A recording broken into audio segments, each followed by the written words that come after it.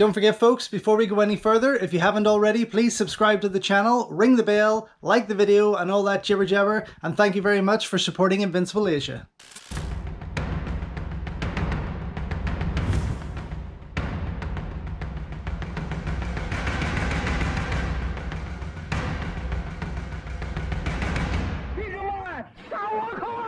One of my all-time favourite Jimmy Wang Yu movies celebrates his 50th birthday with a gorgeous 2K restoration that finally delivers the film the way he really wanted us to see it.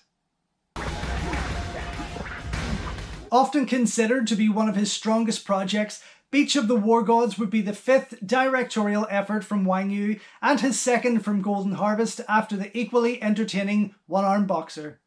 Over the period of 7 years, the Kung Fu superstar would deliver 10 films as the director, ironically opening this new chapter of his life with his directorial debut, The Chinese Boxer, before closing with its long-awaited sequel, Return of the Chinese Boxer.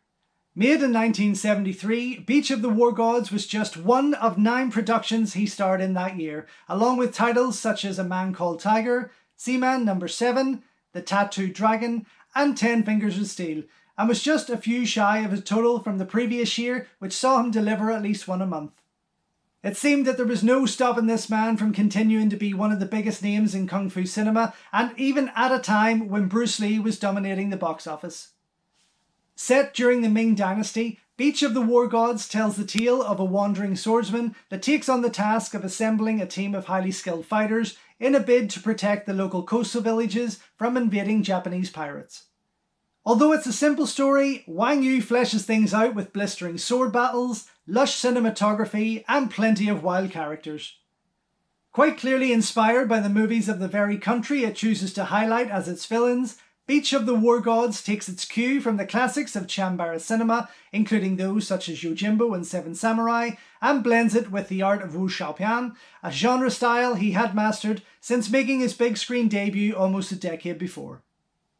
Loosely based on true historical events from the Wuku Pirate Wars in the mid-1500s, Beach of the War Gods is almost perfect as a martial arts epic, with plenty of memorable characters, although with hardly a female in sight, slick cinematography, and fierce swordplay battles that includes an incredible end fight which lasts a hefty 40 minutes. This allows Beach of the War Gods to carry a certain maturity that was often missing from Wang Yu films around this period, although that same missing piece still often made for a fun ride.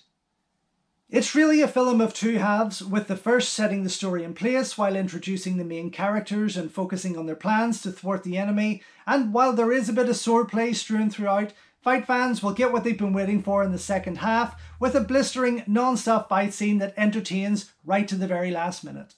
With shades of Keen Hu and Akira Kurosawa running throughout, it's clear to see who inspired Jimmy Wang Yu when he was writing and directing the film.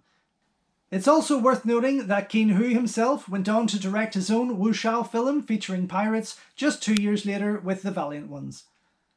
Shot in Taiwan for Golden Harvest, due to the star's exile from Hong Kong after his rocky departure from the Shaw Brothers studio, Beach of the War Gods may not come across as lavish as those productions from his peers, but it certainly stands strong with the best of them. Ironically though, as one of the many Wang Yu films that sees his character resent his Nipponese neighbours, the Kung Fu star was genuinely a dedicated fan of classic Japanese cinema, often quoting the likes of Toshiro Mifune as one of his favourite actors, and naming the legendary Katsu Shintaro a close friend after starring alongside him in the fun Satoichi and the One-Armed Swordsman. Also known as Blood Dragon in some territories, the film boasts a great cast of Jimmy Wang Yu regulars, which include the prolific Lung Fei, a highly recognisable Taiwanese star who appeared in many of Wang Yu films and is quite often his main nemesis. Both are joined by the equally popular Tian Ye, Xu Han, Quan Hung, Chang Yi Kwai, and Min Min. Other noticeable faces of that period include Shan Mao, Chai Hung, Su Qianping, Qi Hing, Wang Yongsheng, Shi Tinkang, and Kung Fu star Jack Long, all of whom play Japanese soldiers. While some of them make for interesting characters and get the chance to display some fantastic moves, none of them ever take away the fact that the true star of the show is the late, great Jimmy Wang Yu. While most fans of Kung Fu cinema hail Bruce Lee as the greatest star, a claim that is very hard to deny, I can't help but feel that someone as prolific as Jimmy Wang Yu, who was a true innovator of Hong Kong and Taiwanese martial arts cinema, deserves to be wearing that crown more than anyone, with his own directorial debut, The Chinese Boxer, said to have been the film that inspired Bruce himself to return to Hong Kong.